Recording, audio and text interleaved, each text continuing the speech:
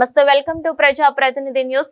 తోగుట మండల కేంద్రంలో మీడియా సమావేశంలో చందలాపూర్ గ్రామ తాజా మాజీ సర్పంచ్ బొడ్డు నరసింహులు యాదవ్ జేఏసీ రాష్ట్ర కార్యదర్శి మాట్లాడారు.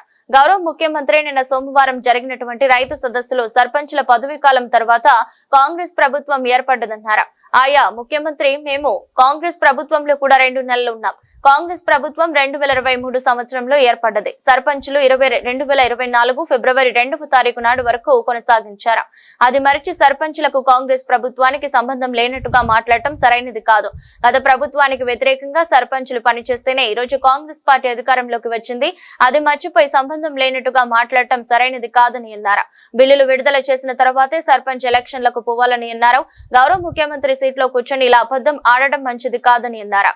ముఖ్యమంత్రి సీట్లో కూర్చొని మీరు గతంలో దేవతల మీద వేసినటువంటి ఒట్టు మరియు మీరు ఇచ్చిన 6 హామీలు మర్చిపోవడం మంచిది కాదని అన్నారు. మీరు మమ్మలను మర్చిపోతే రాబోయే ఎలక్షన్లలో కాంగ్రెస్ ను పూర్తిగా ప్రజలు మర్చిపోతారని అన్నారు. గౌరవ ముఖ్యమంత్రి గారు, నిన్న మీరు రైతు సదస్సులో మీరు సర్పంచుల గురించి ఒకటి మాట్లాడడం జరిగింది. మీరు పదవి కాలము రాకముందే మేము సర్పంచ్గా లేమని మీరు అన్నారు. మీరు కాంగ్రెస్ ప్రభుత్వం ఏర్పడిన తర్వాత 2 నెలల తర్వాత మా పదవి కాలం పూర్తయింది. ఈ విషయం మీరు ఒక్కసారి మీరు చేసుకోండి. అయినా మీరు దేవుళ్ళ మీద ఒట్టు వేసి మీరు ఉన్న పథకాలనే మర్చిపోయారు, మీరు మాట్లాడిన మాటలే మర్చిపోయారు, మీరు దేవుళ్ళనే మోసం చేయడం జరిగింది. మేమెంత మానవులం, మేమెంత చిన్న సర్పంచులం కదా.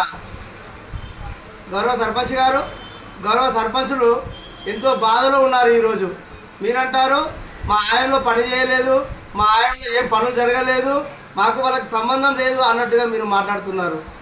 అయ్యా ముఖ్యమంత్రి గారు, ఇప్పటికైనా మీరు యాద్ తెచ్చుకోండి. మీరు దేవుళ్ళ మీద ఒట్టేసి పోషామడు గుళ్ళకెళ్ళి తీసుకొచ్చినట్టు కాదు. మేము సర్పంచులం, బాధ్యత పనులు చేసినాం, ఎన్ని రికార్డులు ఉన్నాయి. మేము పదవి కాలం వచ్చేది ఫిబ్రవరి 2, 2004 నాడు మా పదవి కాలం పూర్తయింది. ఈ విషయం మీరు గుర్తుపెట్టుకోరు.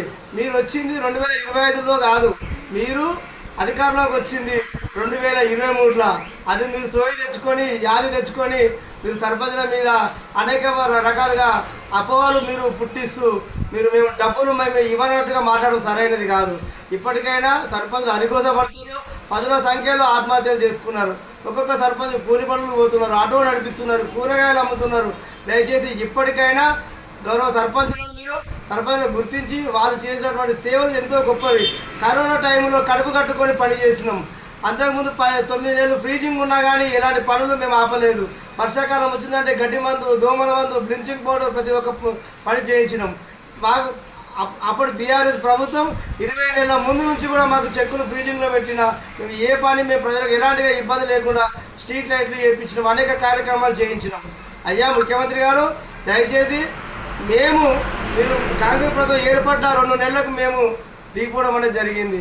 దయచేసి ఇప్పటికైనా నువ్వు బిల్లులు ఇప్పి నువ్వు మాకు ఇవ్వాలని మేము అనుకుంటున్నాం. లేని పక్షంలో జరగబోయే ఎలక్షన్లకు మేము కర్రలు కాల్చి మేము వాతా పెట్టే రోజు మేము దగ్గరలోనే ఉన్నది. దయచేసి రేవంత్ రెడ్డి గారు మరొక్కసారి అందరి తరపున నేను కోరుతున్నా, మా బిల్లులు మాకు వెంటనే మీరు విడుదల చేసిన తర్వాతనే మీరు సర్పంచ్ ఎలక్షన్లకు పోవాలని సూచన చేస్తున్నాం.